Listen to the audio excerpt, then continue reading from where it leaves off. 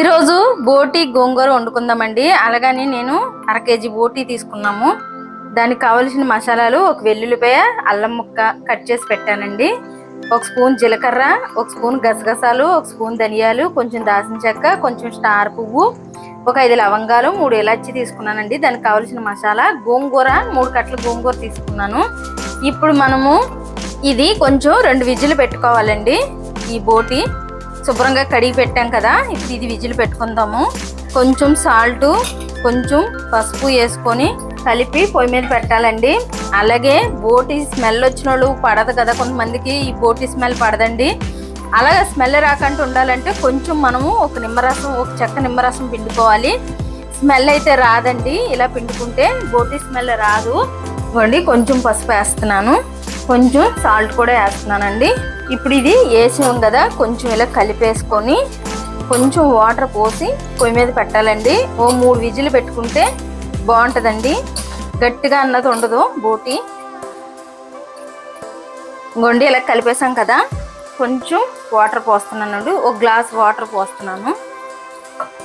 ఇప్పుడు ఇది మనము విజిల్ పెట్టుకుందాము. ఇది విజిల్ పెట్టుకొని మసాలా ప్రిపేర్ చేసుకుందామండి. ఇంకోండి మిక్సీ జార్లో వేస్తున్నాను ఈ మసాలాలు.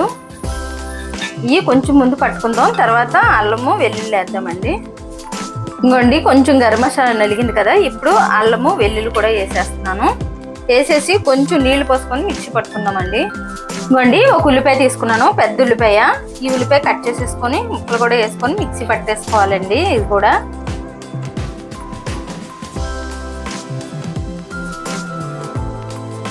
ఇంకోండి ఒక టమాటా కూడా తీసుకున్నాను. ఈ టమాటా కూడా మనం మిక్సీ పట్టేసుకుందాం.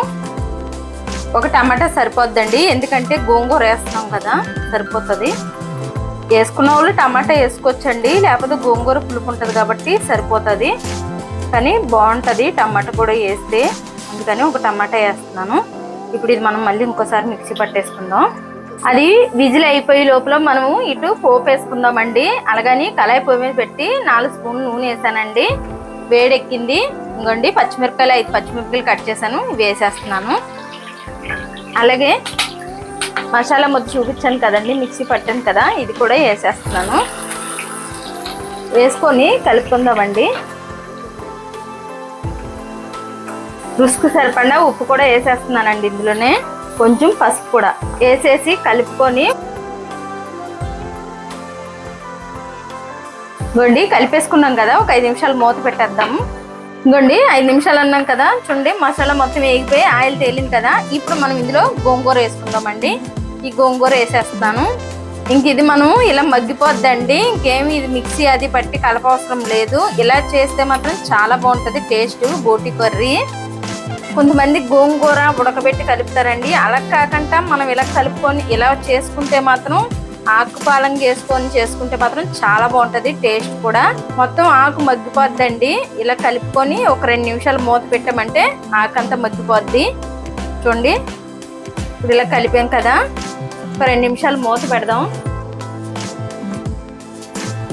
ఇంకోండి చూడండి 2 నిమిషాలు అన్నాం కదా, ఆకంతా దగ్గరకు వచ్చేసింది. ఇంక ఈ ఆకులో ఉన్న నీరంతా దిగిపోద్దండి. ఇంకొక 5 నిమిషాలు మనం మూత పెట్టేసుకుందాము కలిపేసుకొని. ఇంకోండి కలిపేసాను కదా మొత్తం. ఇప్పుడు ఒక 5 నిమిషాలు మనం మూత పెట్టుకుంటే ఈ ఆకు అంతా మొత్తం ముద్దలాగా అయిపోతుంది.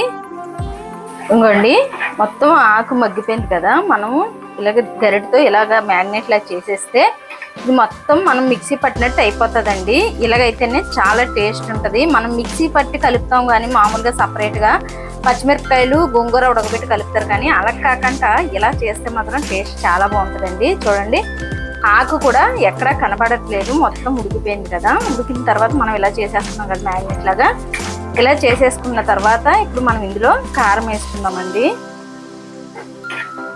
చూడండి మొత్తం ఉడికిపోయింది, ఆయిల్ తేలిపోతుంది కదా. ఇప్పుడు ఇందులో మనం కారం వేసుకుందాం. ఇంకోండి కారం వేస్తున్నాను, 1.5 స్పూన్ కారం వేసానండి నేను. ఎందుకంటే పచ్చిమిరపకాయలు కూడా చాలా వేసాము, గోంగూర పులుపు ఉంటుంది కదండి, పులుపు వల్ల కారం పీల్చేస్తుంది, మళ్ళీ సరిపోదు. ఈ బోటికి కరెక్ట్గా మసాలా కారం ఉంటేనే చాలా టేస్ట్గా ఉంటుంది, చాలా బాగుంటుంది. చూడండి కారం వేసి కూడా మనం మొత్తం కలిపేసాం కదా. ఇప్పుడు మనం విజిల్ పెట్టాం కదండి, ఆ బోటి చూద్దాము. ఇంకోండి 3 విజిల్ అన్నాం కదా, చూడండి ఉడికిపోయింది. ఇప్పుడు మనము ఈ బోటి గోంగూరలో వేసేసుకుందామండి. ఇంకోండి వేసేస్తున్నాను. ఈ నీళ్లు కూడా తర్వాత వేయాలండి, ఈ నీళ్లు పాడేయకూడదు. మనము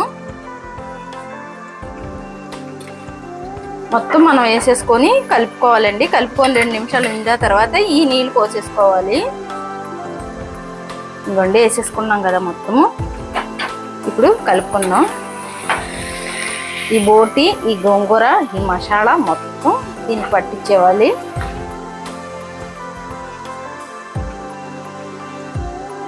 మొత్తం పట్టిలాగే ఇలా కలిపేసుకోవాలండి. మనము కలిపేసుకొని ఒక్క 2 నిమిషాలు మూత పెట్టాలి. ఇంకోండి చూడండి మొత్తం కలిసిపోయింది కదా. ఇప్పుడు మూత పెడదాం. చూడండి ఆకులు ఎక్కడ కనబడలేదు. గోంగూర అయితే మెత్తగా అయిపోయింది కదా, ఎక్కడ ఆకులు కనపడలేదు చూడండి. ఇప్పుడు కలిపేసుకున్నాం కదా, ఒక్క 2 నిమిషాలు మూత పెట్టేద్దాం. ఇంకోండి 2 నిమిషాలు అన్నాం కదా, చూడండి మొత్తం నీరంతా ఇంకిపోయింది కదా. ఇప్పుడు మనము ఈ ఉడకబెట్టిన నీళ్ళు ఉన్నాయి కదండి, ఈ నీళ్లు ఇందులో వేసేసుకుందాము. నీళ్ళు ఏమి వేయవసరం లేదండి, ఈ నీళ్ళే సరిపోతుంది. ఆల్రెడీ మనం బాయిల్ చేసాం కాబట్టి సరిపోతుంది. ఇది కొంచెం దగ్గర ఉడికితే సరిపోతుందండి.